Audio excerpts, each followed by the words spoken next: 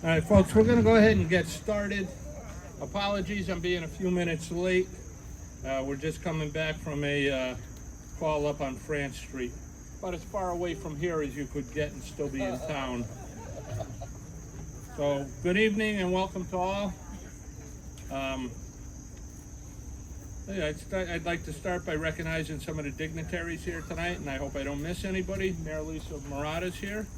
Our deputy mayor and councilors are here. Our state representative, Kerry Wood, is here. And town manager, Ray Carpentino. I'd also like to recognize the members of the town's public safety forces. These are the people who keep us safe night and day. The members of the Rocky Hill Police Department, the members of the Rocky Hill Volunteer Ambulance Association, and the members of the Rocky Hill Fire Department. Lastly, I wish to thank everyone for joining us here for our annual memorial ceremony. We would like to open with a few words from our state representative, Kerry Wood. Kerry.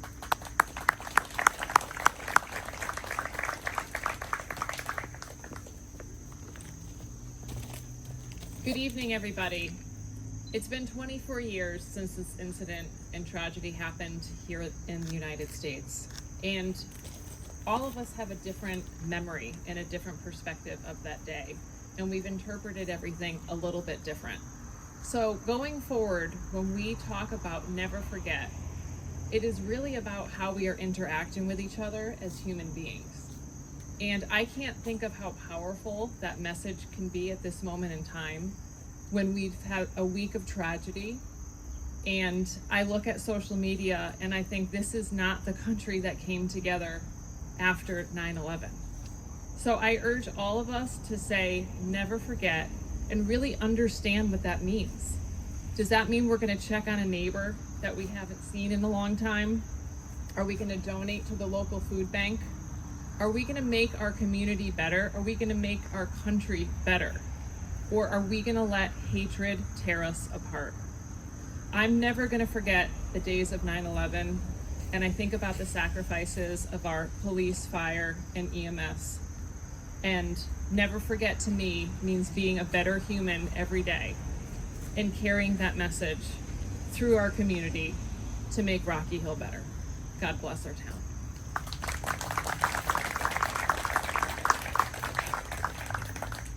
Thank you, Representative Wood. Well, September 11th, 2001, one of those days, like the representative said, you know exactly where you were and what you were doing when you heard of the tragedy. For the fire department, on Tuesday, September 11th, 2001, we had a regularly scheduled training session that night, and I remember that Chief Kohanek wisely canceled training for the night, and we held a moment of silence for the victims in our representative stations. What we know now, what we didn't know then, was that public safety changed that day. Lessons learned from 9/11 allowed us to become better at protecting ourselves, which allowed us to be better at protecting our communities. And if there could ever be a small silver lining, that was it. Now let's fast forward 10 years. We unveiled this memorial on 9/11, 2011. And just to review the symbolism, the piece of twisted steel is an exterior skin flange from the 47th floor of the North Tower. Its job was to hold the aluminum exterior skin of the building to the interior support columns. The two offset boxwood squares are geographically correct approximately to the original footprint of the World Trade Center towers, and those are the boxwood squares around the steel and around the flagpole. The bushes around the memorial are the mountain laurels, and they are the state bush of Pennsylvania, which ties the memorial to Shanksville, Pennsylvania.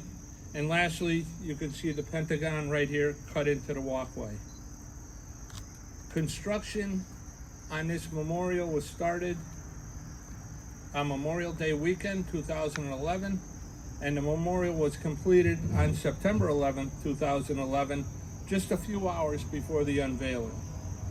Volunteer labor was provided by both fire and police department members, and some of that construction crew are in attendance here today. And at this time, I would like to call up Pastor Ron Cox. For those who haven't heard the story, Pastor Ron spent quite a bit of time at Ground Zero with the Salvation Army, and his mission was to provide much needed support during the rescue and recovery operations. Thank you. There you go, Ron. Thank you. Thank you. Good evening. This morning on social media, I posted the question, how far have we come? And I want to follow up a little bit. I want to flesh that out a little bit because that's a question that I ponder every year, but more so during this time. On this day, 24 years ago, our country, our lives, and the world was forever changed because of hate. I was attending a Bridgeport United Way breakfast to develop and pursue strategies designed to bring the community together, helping everyone to find that voice of unity, allowing all to move forward to peace and cooperation that could lead to hope and prosperity. Early in that meeting, I received a call from the fire department alerting me to a tragedy at the World Trade Center that would soon reveal itself as a terrorist attack. I immediately engaged my emergency disaster response team to activate our canteen to do what we were trained to do best, find our way to the disaster and serve the needs of those affected. The reality of peace and unity, strangely, I found at Ground Zero in the midst of destruction and terror as people of all colors, ages, ethnicities, and religious beliefs came together with one goal: to make a difference. The only thing that separated us on that day was nothing. To serve shoulder to shoulder, hearts to hearts, and spirits to spirits with people who put aside their labels, their predispositions and opinions on every topic was one of the most amazing moments I have ever experienced. 4 members came with me of that team, and I asked them to share a few words. The first is from Keith Nelson. Who could have known and been prepared for such a disaster? The only masks available were cheap hardware store painter masks. It's no secret now that the toxic atmosphere that night and remaining for months was deadly and would be responsible for many untimely deaths and sickness. In the early morning hours of September 12th, a woman came to me asking where she could get information about her husband.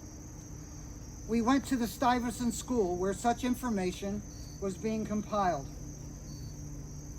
He cautioned her that it was most likely too early for any type of that kind of information to be available.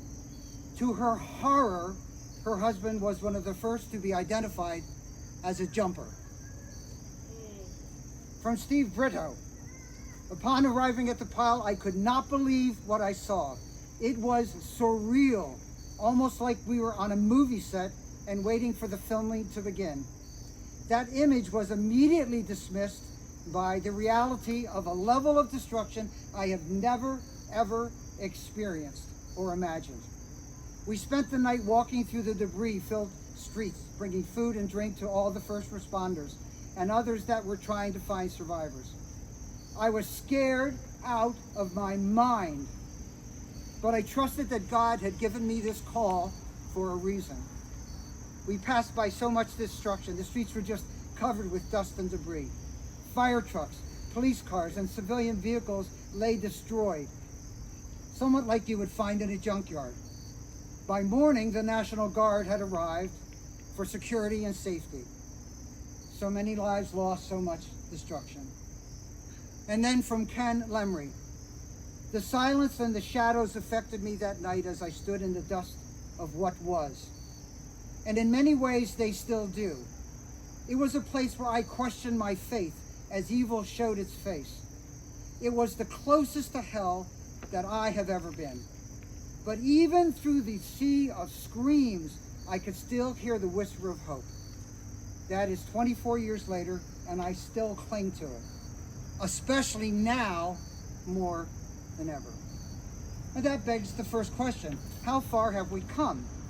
In recent days, Harper, Moisky, Fletcher, Merkel were killed exercising their freedom of religion. Irina Zaruska was slaughtered exercising her freedom to life, liberty, and the pursuit of happiness.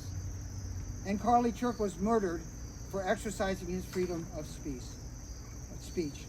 That and far too many other examples have defined how far we've come. My heart was broken at what I experienced at the pile, while simultaneously being healed by the way we came together as a nation. We were the living example of e pluribus unum, out of many, one. Now my heart just breaks. My prayerful petition: when will the healing come? Amen and amen.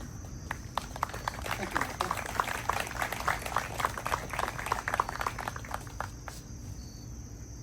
Ron, thank you, and thank you for your service. And, well, when the dust cleared on that tragic Tuesday, 2,977 innocent people had lost their lives, including 246 people on the airplanes, 2,753 people in New York City, 125 people at the Pentagon, and 40 people at Shanksville, Pennsylvania. Included in that statistic were the heroes of the day: 343 firefighters, 60 police officers, and 15 emergency medical technicians, all who bravely answered the call and never returned home. What we don't see in these statistics is the extent of the rescue operation. It's estimated that almost 17,500 civilians were in the complex at the time of the attacks, of which 2,016 perished. 24 years later, time provides clarity. If you really look at this statistic, you can see the details of one of the greatest multi-agency rescue operations ever conducted. More than 15,000 World Trade Center occupants survived that day because of the efforts of the public safety personnel. You gotta let that number sink in, 15,000. Those first responders are still paying the price today. And we need to continue to recognize the lingering effects of their rescue operation. Through their World Trade Center health program, the Mount Sinai Hospital in Manhattan reports that about 50,000 people have medical conditions linked to September 11th, including thousands with respiratory illnesses and mental health issues.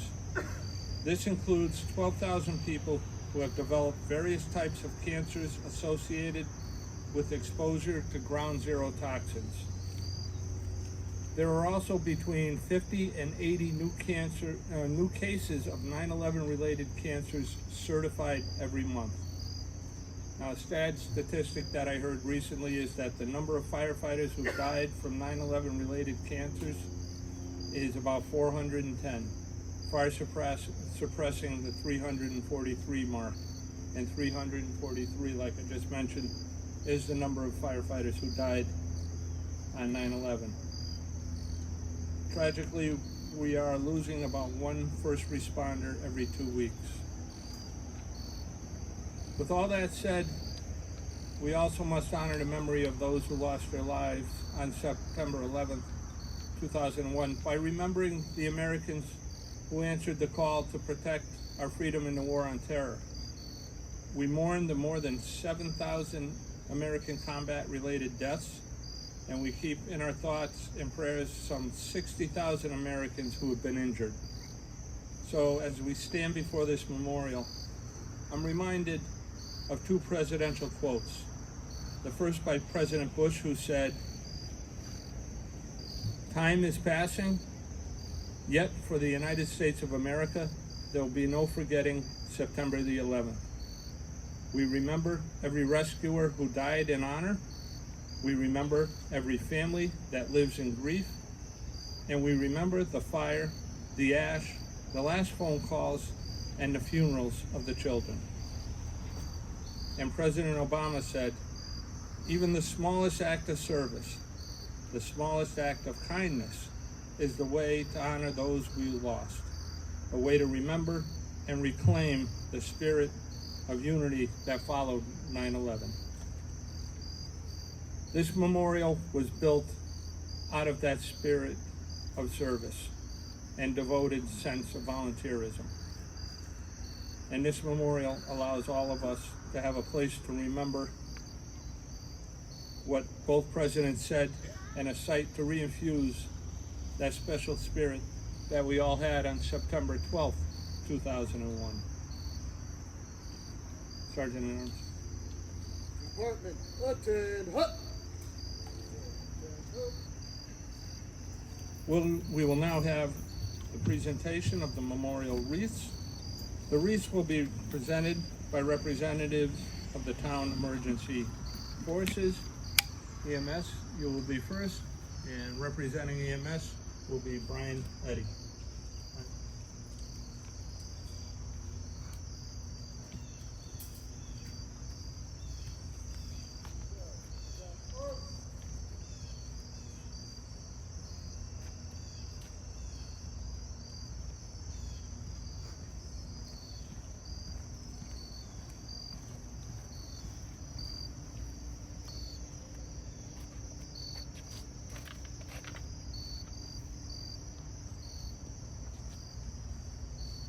Present, arms. Order, arms.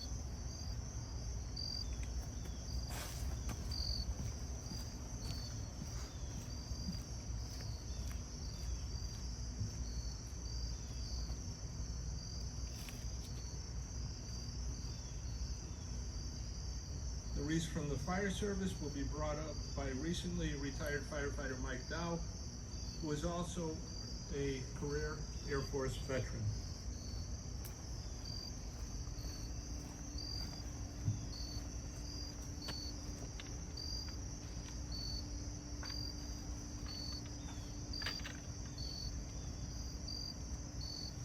Present, arms. Order, arms.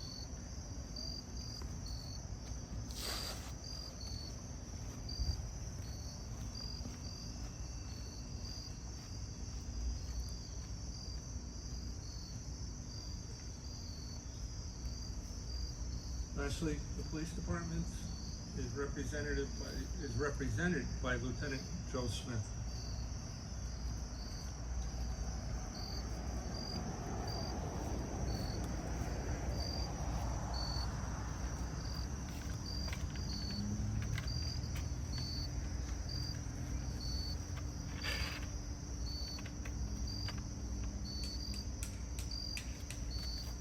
Present, arms. Order, arms. Department at ease.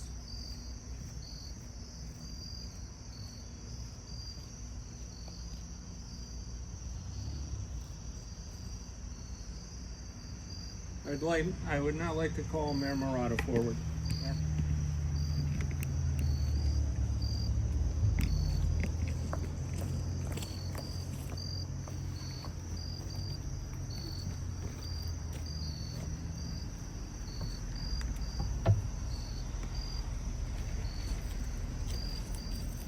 Good evening, everyone, and thank you for joining us this evening to honor the victims of 9/11, their families, the heroes who put their lives above their own on that very tragic day, and those who continue to struggle in its aftermath.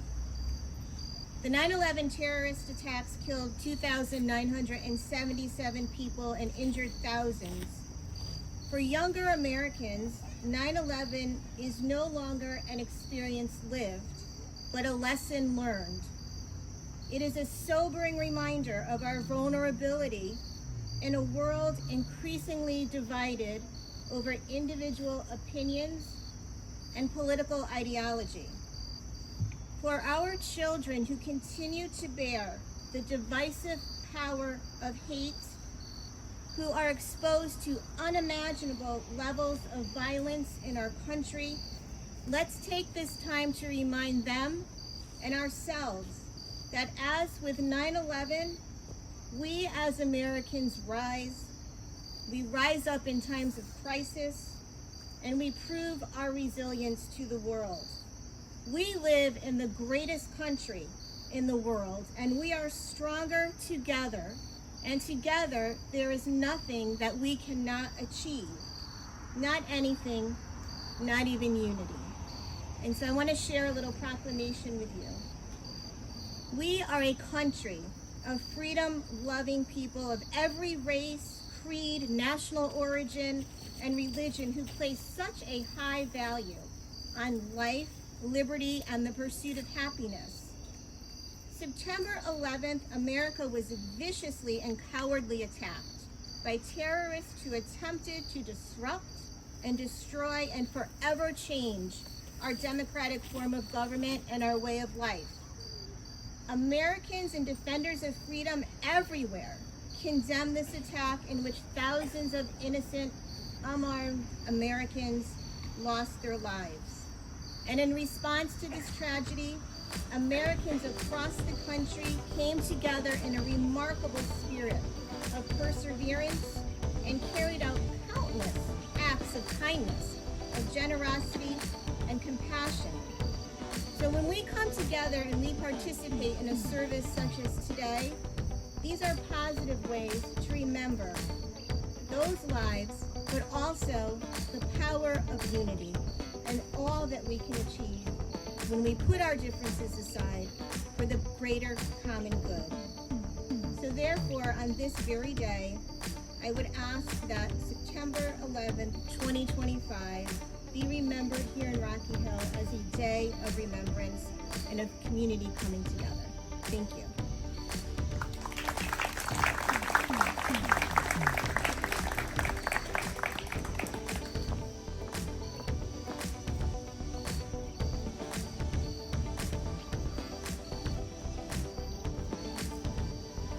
Thank you, Mayor. Before we close, I would like to thank everybody who worked hard to make today's ceremony a success. I also offer appreciation to everybody who came out here tonight to remember, and this concludes tonight's ceremony. Thank you.